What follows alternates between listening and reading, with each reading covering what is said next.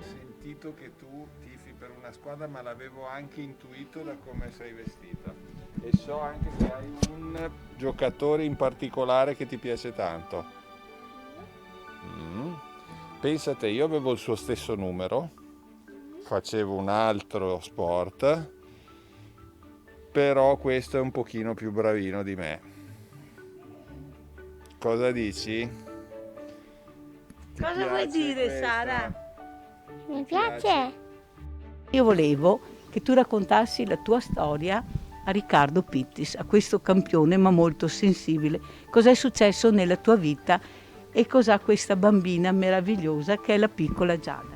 Allora, Giada è nata nel 2014 con una malattia rara, nevo congenito melanocitico gigante. È una macchia che copre 3/4 del suo corpo. Noi stiamo facendo un percorso con gli autotrapianti di pelle.